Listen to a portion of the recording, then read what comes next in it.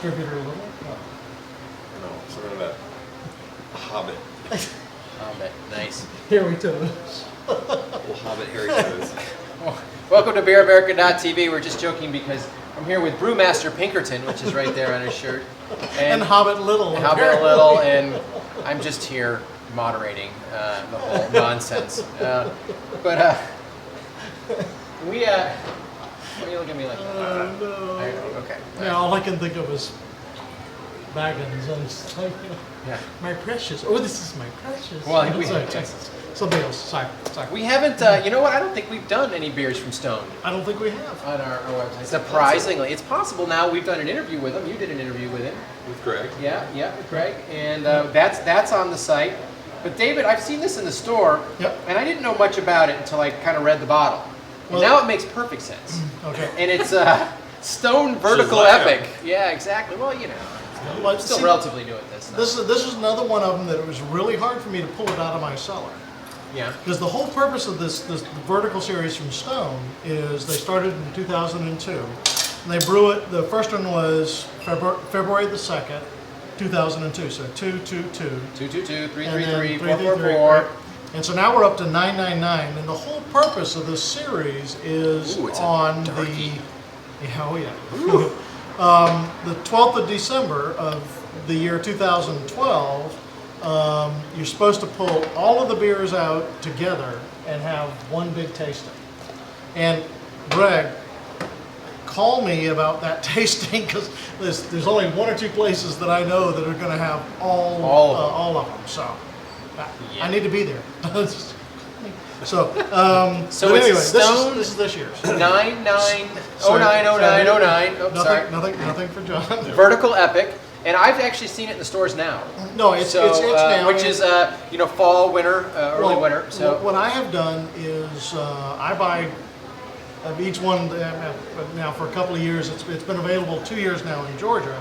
So I go out and I'll buy 4 bottles, knowing I'm going to keep at least 2 of them for 12.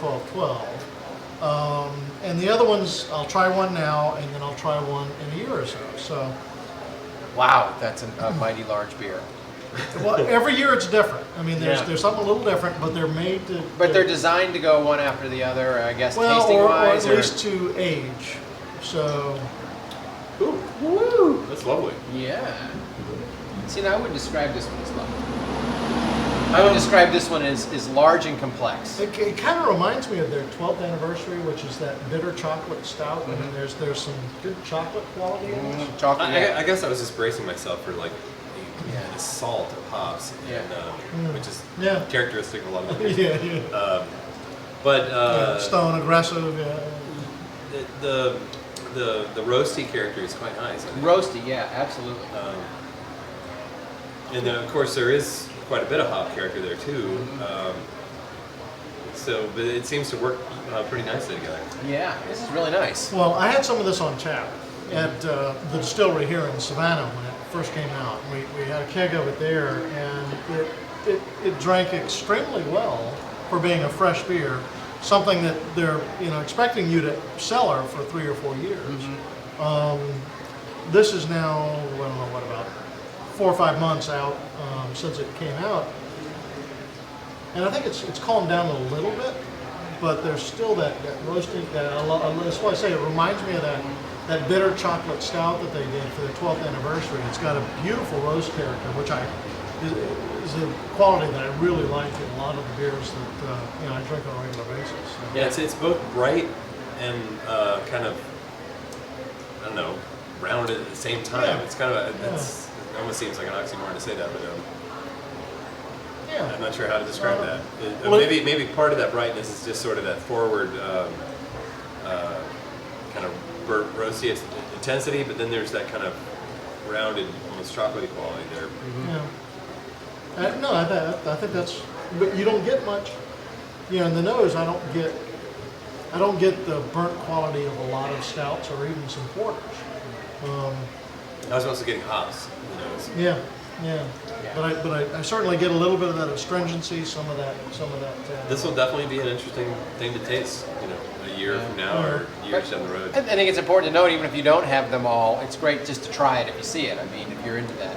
Yeah. Well, I mean, if you can, the fun. These beers are actually made. It's like we were just trying earlier some old stock old ale from North Coast, which are really made to be aged, and that's just like this beer. I mean, the fun thing to do is to buy a bunch of them. Of course, I know the guys at Stone, he loved me to say that, but buy some of them and try them over time. Try them once a year. Take some notes. I'm a home brewer, so I'm kind of geeky about taking notes about flavors, but do that and kind of see how it matures, what happens year to year.